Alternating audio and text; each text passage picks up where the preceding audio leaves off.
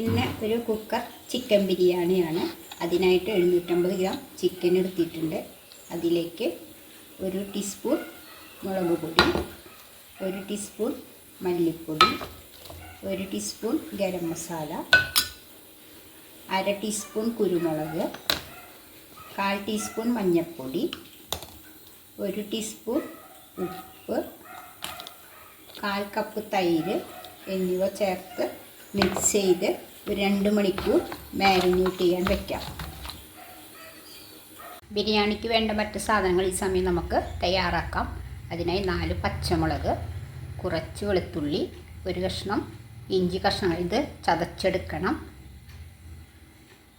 3 medium size സവാള അരിഞ്ഞത്, ഇതിലേക്ക് വേണ്ടത് 1 തക്കാളി അരിഞ്ഞത്, കുറച്ച് മല്ലിയില, കുറച്ച് പുതിനയില എന്നിവ അരിഞ്ഞത്. 2 ഗ്ലാസ് അരിയാണ് എടുത്തിരിക്കുന്നത്, ജീരകശാല അരിയാണ് എടുത്തിരിക്കുന്നത്. അത് കുതിർക്കേണ്ട ആവശ്യമൊന്നുമില്ല, കഴുകി ഊറ്റി വച്ചിരിക്കുന്നതാണ്. ബിരിയാണി തയ്യാറാക്കുന്നതിനായി ഒരു കുക്കർ അടുപ്പിൽ വെച്ച് കൊടുത്തിട്ടുണ്ട്. 5 ലിറ്ററിൻ്റെ കുക്കറാണ്. അതിലേക്ക് 2 ടേബിൾ സ്പൂൺ നെയ്യും 2 ടേബിൾ സ്പൂൺ ഓയിലും ഒഴിച്ചു കൊടുത്തിട്ടുണ്ട്.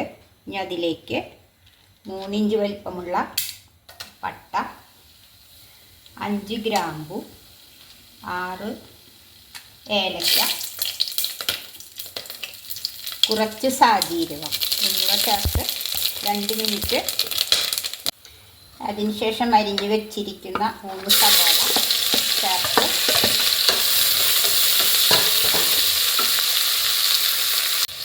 അര ടീസ്പൂൺ ഉപ്പും ചേർത്ത് നന്നായി വഴറ്റിയെടുക്കാം. ഒരു ബ്രൗൺ കളർ ആകുന്നത് വരെ നമ്മൾക്കത് വഴറ്റിയെടുക്കാം.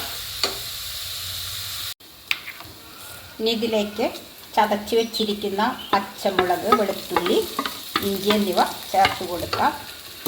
കൂടെ തന്നെ ഒരു ചെറിയ തക്കാളി അരിഞ്ഞതും ചേർത്ത് 2 മിനിറ്റ് ഇളക്കി കൊടുക്കാം. ഇനി ഇതിലേക്ക് മാരിനേറ്റ് ചെയ്ത് വെച്ചിരിക്കുന്ന ചിക്കൻ ചേർത്ത് കൊടുക്കാം. ഫ്ലെയിം കൂട്ടി വെച്ച് കൊടുക്കുക. അതിനുശേഷം ഒരു 3 മിനിറ്റ് നന്നായി ഇളക്കി കൊടുക്കുക. ഇനി ഇതിലേക്ക് ചുടുവെള്ളം ഒഴിച്ചു കൊടുക്കാം. 1 ഗ്ലാസ് അരിക്ക് 1 ഗ്ലാസ് വെള്ളമാണ് എടുത്തത്. അങ്ങനെ 2 ഗ്ലാസ് അരിക്ക് 2 ഗ്ലാസ് വെള്ളം. അതിലേക്ക് 1/2 ടീസ്പൂൺ നാരങ്ങാനീര്, 1 ടീസ്പൂൺ ഉപ്പ് എന്നിവ ചേർത്ത് ഹൈ ഫ്ലെയിമിൽ വെച്ച് നന്നായി ഇളക്കി കൊടുക്കാം. 1 മിനിറ്റ് നന്നായി ഇളക്കുക. അതിനുശേഷം അതിലേക്ക് ചോപ്പ് ചെയ്ത് വെച്ചിരിക്കുന്ന മല്ലിയില, പുതിനയില, അരി എന്നിവ ചേർത്ത് കൊടുക്കാം.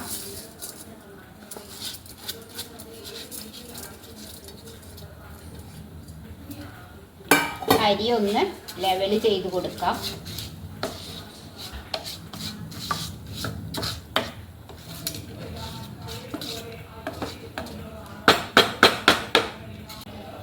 ഇനി കുക്കർ അടച്ച് വെച്ച്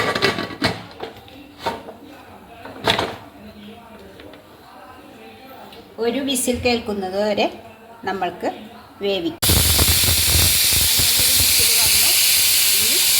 നമുക്ക് ഓഫ് ചെയ്ത് കൊടുക്കാം. കുക്കറിലെ സ്റ്റീമെല്ലാം പോയി നമുക്ക് തുറന്ന് നോക്കാം.